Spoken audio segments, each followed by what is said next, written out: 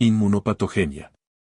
Hay diferentes datos que apoyan el origen autoinmunitario de la AIDP, que es el tipo más frecuente y mejor estudiado de GBS. Este concepto se extiende a todos los subtipos de GBS.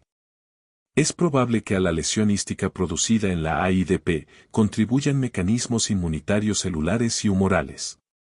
La activación de las linfocitos T es sugerida por la observación de valores altos de citocinas y receptores de citocinas en el suero, interleucina, IL-2, receptor de IL-2 soluble, y en el líquido cefalorraquídeo. LCR, IL-6, factor de necrosis tumoral A, interferón gamma. La AIDP presenta, además, una analogía muy importante con una inmunopatía experimental mediada por linfocitos T denominada neuritis alérgica experimental, EAN, experimental allergic neuritis. La EAN puede ser inducida en animales de laboratorio mediante sensibilización inmunitaria contra fragmentos proteínicos derivados de proteínas del nervio periférico y, en particular, contra la proteína P2. Con base en su analogía con la EAN, en un inicio se consideró que la AIDP podría ser una enfermedad primariamente mediada por linfocitos T, sin embargo. En la actualidad hay abundantes datos que sugieren que los autoanticuerpos dirigidos contra determinantes no proteínicos podrían ser esenciales en la patogenia de muchos casos. Datos de tipo circunstancial sugieren que todos los casos de GBS se deben a respuestas inmunitarias contra antígenos extraños, microorganismos infecciosos, vacunas, que se desvían al tejido nervioso del hospedador por un mecanismo de similitud de epítopo, semejanza molecular.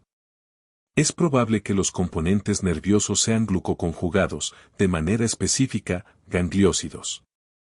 Los gangliósidos son glucoesfingolípidos complejos que contienen uno o más residuos de ácido siálico. Diferentes gangliósidos participan en las interacciones célula-célula, incluidas las interacciones entre los axones y las células de la neuroglia, en la modulación de los receptores y en la regulación del crecimiento.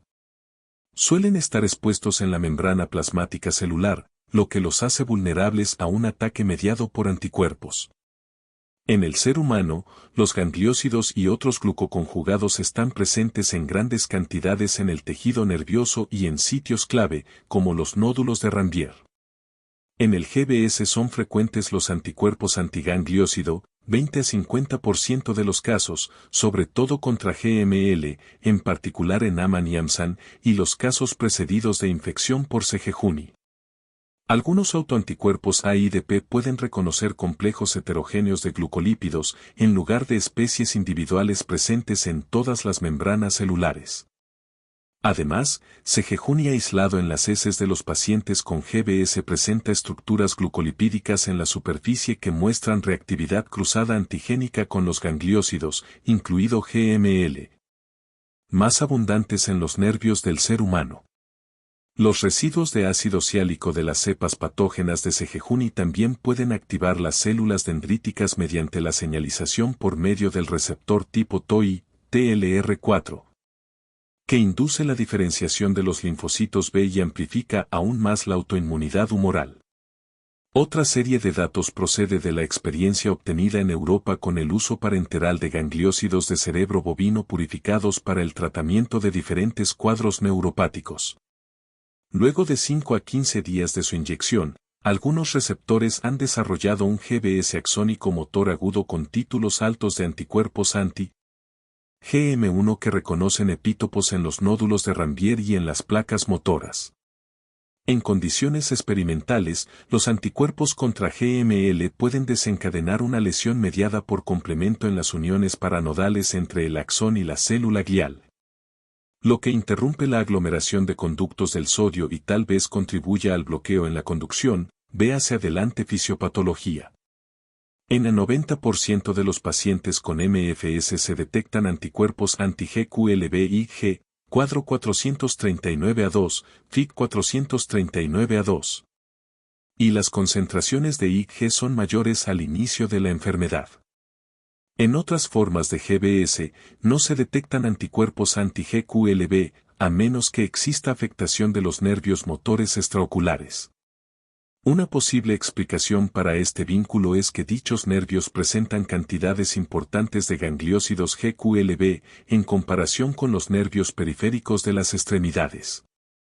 Además, en modelos experimentales se ha observado que un anticuerpo monoclonal anti-GQLB elaborado contra Cejejuni aislado de un paciente con MFS bloquea la transmisión neuromuscular. En conjunto, las observaciones anteriores constituyen pruebas de gran peso, pero no concluyentes de que los autoanticuerpos tengan una función importante en la patogenia del GBS. Se han estudiado de manera más exhaustiva los anticuerpos contra gangliósidos, pero podrían ser importantes también otros antígenos en la patogenia. Para probar que tales anticuerpos son patógenos, es necesario demostrar que pueden mediar la enfermedad después de la transferencia pasiva directa a hospedadores sin exposición previa. Esto no ha ocurrido. Aunque se ha descrito un caso de posible transferencia transplacentaria del GBS de madre a feto. En la AIDP, parece que en un paso temprano de la inducción del daño hístico se produce el depósito del complemento en la superficie externa de la célula de Schwann. La activación del complemento inicia una desintegración vesicular característica de la vaina de mielina y también conduce a la atracción de macrófagos activados que participan en el daño a la mielina y los axones. En la AMAN, el patrón es distinto, ya que se deposita complemento junto con IG en los nódulos de Ranvier a lo largo de los axones motores. Un dato interesante es que en la AMAN, los anticuerpos contra GEDLA parecen tener una especificidad excelente que favorece su unión con las raíces nerviosas motoras, más que con las sensitivas. Aunque este gangliósido se expresa en ambos tipos de fibras.